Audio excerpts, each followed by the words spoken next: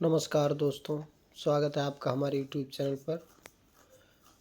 अगर आप लोग हमारे चैनल पर नए हैं तो चैनल को सब्सक्राइब कर लीजिए और अपने दोस्तों को शेयर करिए। 100 शब्द प्रति मिनट की गति से डिक्टेशन शुरू करेंगे 5 सेकंड बाद।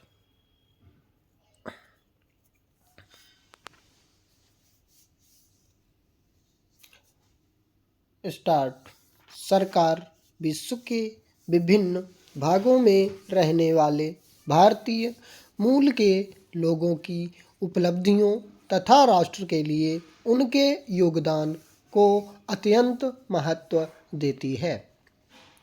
उनके योगदान का सम्मान करते हुए कई पहलें की गई हैं। पहला, भारतीय मूल के लोगों का विश्वविद्यालय प्रारंभ होने वाला है। भारतीय डायस्पोरा के संसाधनों को काम में लाने के लिए प्रधानमंत्री की भारतीय मूल के लोगों की वैश्विक सलाहकार परिषद गठित करने का निर्णय किया गया है।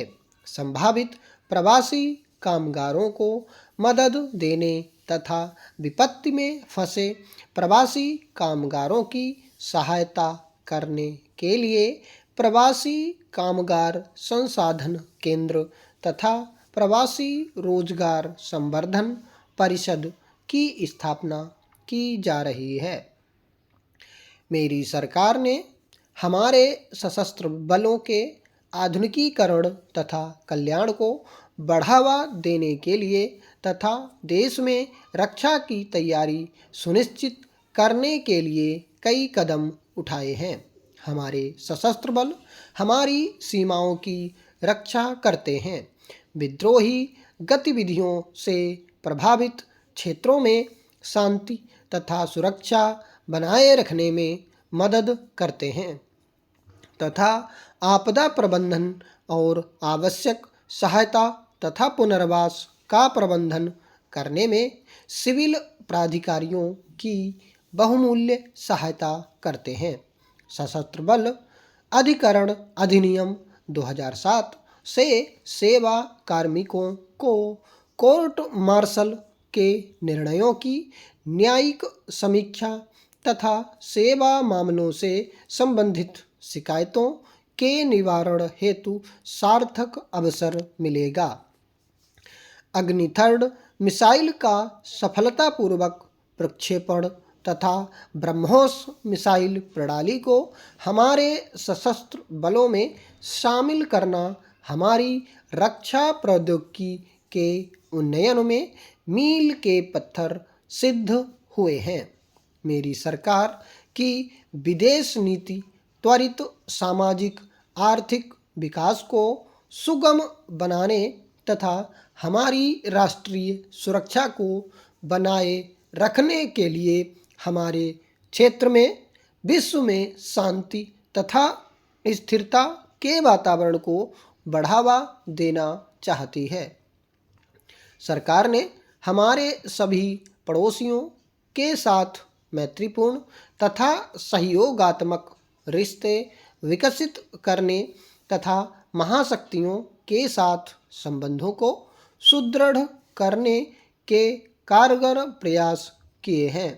भारत ने अप्रैल 2007 में नई दिल्ली में हुए 14वें सार्क शिखर सम्मेलन से लेकर अब तक सार्क को सुदृढ़ करने के सभी प्रयास किए हैं और इसे घोषणात्मक चरण से कार्यान्वयन चरण की ओर बढ़ाया है।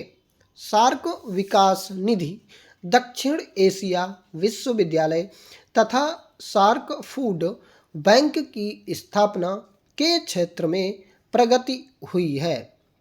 हमारा ध्येय है कि हमारे पड़ोस में शांति, स्थायित्व और समृद्धि बनी रहे। भारत नेपाल को इसके राजनीतिक परिवर्तन के दौर में इसके विकास के लिए पूरी सहायता करने के लिए वचनबद्ध है। भारत एक लोकतांत्रिक, स्थिर और संपन्न राष्ट्र के लिए परिवर्तन काल में नेपाली लोगों की अभिलाषाओं को पूरा करने में मदद देने के लिए भी तैयार है। एक निकट और मित्र पड़ोसी के नाते हम बांग्लादेश को एक शांतिपूर्ण, स्थिर और उदार लोकतंत्र के रूप में देखना चाहेंगे। हम आशा करते हैं कि बांग्लादेश की जनता पूर्ण लोकतंत्र की बहाली के लिए स्वतंत्र और निष्पक्ष चुनावों की मार्फत अपनी इच्छा को व्यक्त करेगी। श्रीलंका में हिंसा की घटनाओं में दुर्भाग्यपूर्ण वृद्धि हुई। हमारा स्पष्ट विचार है कि नस्ली विवादों का समाधान सैन्य बल नहीं कर सकता। यह जरूरी है कि एक संगठित श्रीलंका की संरचना के भीतर बातचीत करके ऐसा राजनीतिक हल खोजा जाए जो समाज के हर वर्ग को स्वीकार्य हो। हम अफगानिस्तान की इसके पुनर्निर्माण में और एक बहुलवादी और समृद्ध समाज के निर्माण में जो भी मदद कर सकते हैं करते रहेंगे। हम पाकिस्तान के साथ शांतिपूर्ण, मैत्रीपूर्ण और एक अच्छे पड़ोसी के संबंधों के लिए वचनबद्ध हैं। एक स्थिर, संपन्न और आंतरिक शांति संपन्न पाकिस्तान में हमारे पूरे क्षेत्र की भलाई है। जब परिस्थितियां अनुकूल होंगी, हम आपसी विश्वास पैदा करने और लंबित विवादों को आतंक और हिंसा से मुक्त वातावरण में हल करने के लिए पाकिस्तान के साथ वार्ता प्रक्रिया पुनः प्रारंभ करेंगे। हम आशा करते हैं कि म्यांमार में चल रही राष्ट्रीय मेल मिलाप और राजनीतिक सुधार प्रक्रिया और इस प्रक्रिया को गति प्रदान करने की आवश्यकता की पहचान इसे और समावेशी बनाएगी, ताकि वहाँ शांतिपूर्ण और स्थिर लोकतंत्रीकरण सुनिश्चित हो सके। भारत चीन लोकतांत्रिक गणराज्य, जिसके साथ हमारी शांति और समृद्धि के लिए कार्यनीतिक और सहकारी साझेदारी है, के साथ अपने द्विपक्षीय संबंधों को उच्च महत्व देता है। गत माह प्रधानमंत्री की चीन यात्रा के दौरान 21वीं सदी के लिए साझी दृष्टि पर हस्ताक्षर होने से यह साझेदारी और व्यापक बनी है और इसे वैश्विक विस्तार मिला है।